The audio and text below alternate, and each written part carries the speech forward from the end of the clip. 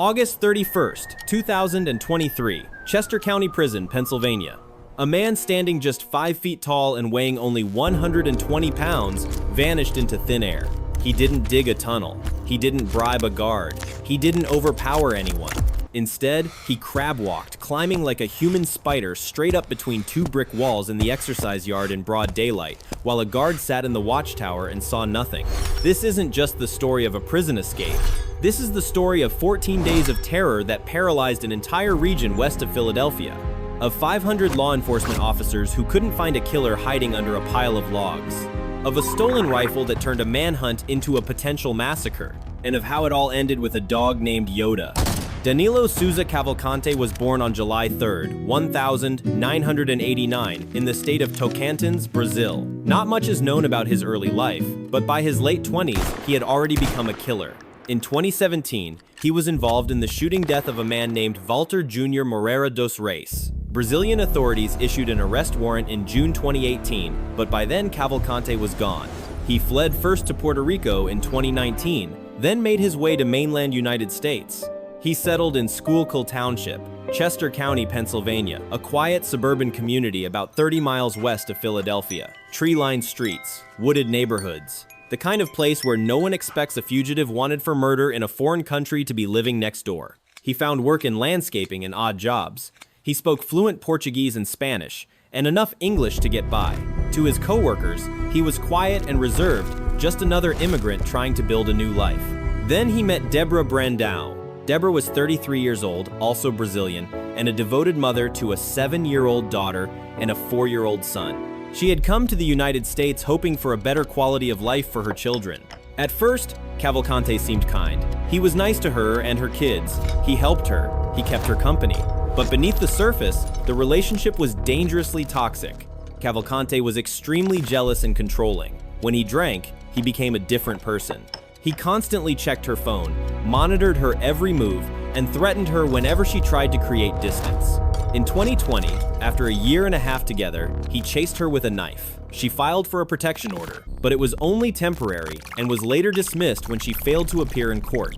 The system had a chance to protect her, and it failed.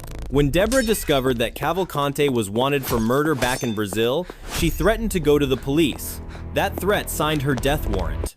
On April 18, 2021, a quiet Sunday afternoon in Schuylkill Township, Deborah was outside her home with her 2 young children.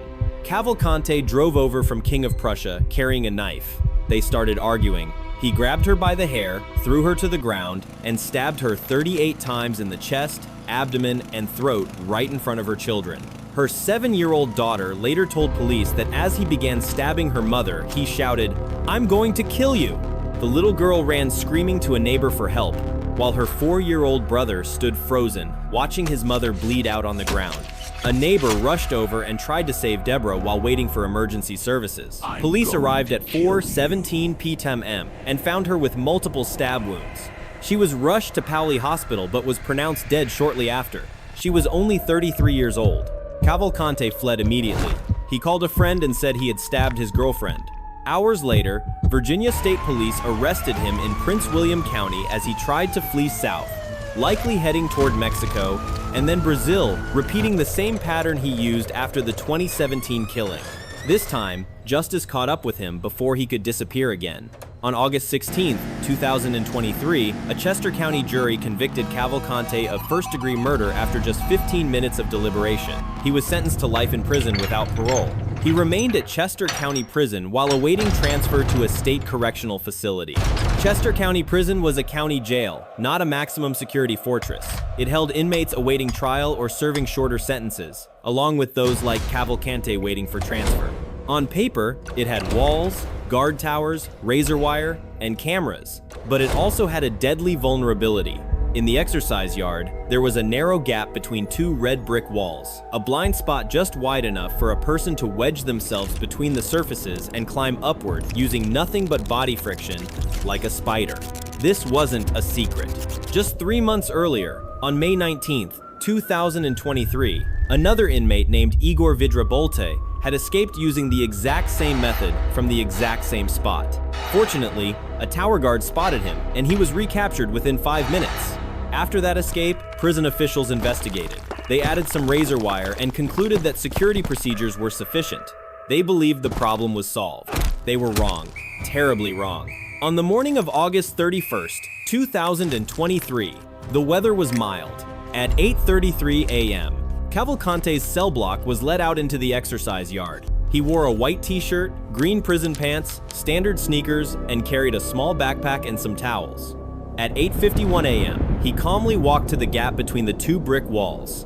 He placed his hands on one wall and his feet on the other, then began climbing parallel to the ground inch by inch, pushing himself upward like a human spider. He reached the top, forced his way through the razor wire that sliced into his hands and arms, pulled himself onto the roof, ran across it, climbed the outer perimeter fence, cutting through more razor wire, and dropped to the ground on the other side. He was free! Standing outside Chester County Prison in broad daylight, still wearing his prison clothes, Cavalcante simply walked away. The veteran guard in the tower saw nothing and raised no alarm. The escape went undetected for nearly a full hour. By the time officials realized he was missing, he had already been spotted walking along a road 2 miles west of the prison, heading into the dense woods and quiet suburban neighborhoods. A massive manhunt was launched immediately. Nearly 500 law enforcement officers from local police, Pennsylvania State Police, the FBI, ATF, U.S. Marshals, and Customs and Border Protection flooded the area. Helicopters circled overhead. Drones swept the tree canopy. 9 units tracked scents through the woods. Tactical teams in full gear moved through the forest. Officers on horseback covered difficult terrain. A command center processed hundreds of tips. The reward was raised to $20,000. Schools closed. Longwood Gardens shut its doors. Residents were told to lock their homes, check their basements and garages, and stay inside. The peaceful community west of Philadelphia was gripped by fear unlike anything it had ever known. Families who never locked their doors now barricaded themselves inside. Children asked why they couldn't go outside. Every shadow, every rustle in the bushes felt like a threat. On the first night, Cavalcante was caught on a home surveillance camera crossing a backyard. Later that evening, around 11:30 p.m., Ryan Drummond heard a strange noise downstairs in his Pocopson Township home. When he turned on the lights, he saw a man standing inside his house. In panic, he flicked the lights on and off repeatedly. Cavalcante had broken in, taken food, a backpack, a sleeping bag, and clothes. He then calmly walked out into the darkness. The family called 911, but he had already vanished into the woods. How do you sleep after that? Over the next 2 weeks, the manhunt intensified. Cavalcante was spotted multiple times on camera at Longwood Gardens by a state trooper who briefly chased him but lost him in the hilly terrain. Police set up a large perimeter, believing they had him trapped. They even broadcast a message from his mother in Portuguese over loudspeakers, urging him to surrender. He ignored it. He slipped through the perimeter, possibly using an underground drainage tunnel at Longwood Gardens. On day 10, he stole a Ford Transit van from a dairy farm just outside the search area, drove 20 miles north past roadblocks, and abandoned it when it ran out of gas. The entire search had to restart from scratch. Cavalcante later told investigators that officers had come within inches of him 3 separate times, close enough to touch him, but walked right past while he held his breath. Then, on September 11th, the situation turned deadly.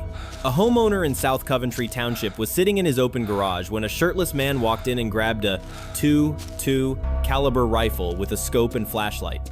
The homeowner fired at him as he fled, but it's unclear if he was hit. Now Cavalcante was armed, a desperate double murderer with a scoped rifle in the woods at night. Emergency alerts flooded phones. More schools locked down. The community lived in terror. On the night of September 12th into the 13th day 14, a burglar alarm went off at a home inside the search perimeter. Tactical teams responded, but found nothing. Then, a DEA aircraft with thermal imaging detected a heat signature in a nearby wooded area. A severe storm forced the plane to land, so teams had to wait until sunrise. At dawn, tactical units from Pennsylvania State Police and U.S. Customs and Border Protection quietly surrounded the location. They moved in slowly and found Cavalcante lying flat under a pile of logs, barely breathing, trying to make himself invisible. The stolen rifle lay beside him, along with a backpack containing items stolen from the Drummond home nearly 2 weeks earlier. He didn't realize he was surrounded until it was too late. He tried to crawl away one last time. But then they released Yoda, a highly trained U.S. Customs and Border Protection canine. The dog charged, slammed into him, and pinned him to the ground. Officers moved in immediately. Handcuffs clicked shut. The rifle was secured. Cavalcante suffered only a minor bite wound to the scalp. At 8 a.m. on September 13, 2023, the radio crackled with the words everyone had been waiting for. Subject is in custody. 14 days, 500 officers, helicopters, drones, thermal imaging, tactical teams, tracking dogs, and millions of dollars spent. An entire county held hostage by fear. And in the end, it came down to a heat signature from the sky and a dog named after a Star Wars character. Cavalcante later admitted he had planned to carjack someone and drive to Canada. He never got the chance. He faced 20 additional felony charges for the crimes committed during his escape. In August 2024, he pleaded guilty to those charges, ensuring he would never walk free again. The guard who failed to spot the escape was fired. The prison installed a metal roof over the fatal gap between the walls and added new security measures. But the public criticism was harsh. Officials had 3 full months after the May escape to fix the vulnerability, but did almost nothing. Deborah Brandau's family lived in nightmare for those 14 days. Her sister, Sarah, who now raises Deborah's 2 children, said she woke up every night in fear that the man who murdered her sister would come back. Behind the spectacle of the manhunt was a simple, brutal truth. A woman was stabbed 38 times in front of her children because she threatened to expose her abuser's past. Then, the killer walked out of prison the same way another inmate had done just months earlier because no one was watching. Some escapes are brilliant feats of planning. This one was the result of basic, unforgivable negligence. All it took was one guard looking the other way while a killer crab walked up a wall in broad daylight, the same wall, the same gap they already knew about. That's the job. Watch the wall. And no one did. What do you think was the biggest failure in this case? Leave your thoughts in the comments below. If this story shocked you, hit like, share it with someone who needs to see it, and subscribe for more true crime stories that reveal the darkest side of human nature. Don't forget to turn on notifications. Thanks for watching until the end. See you in the next one.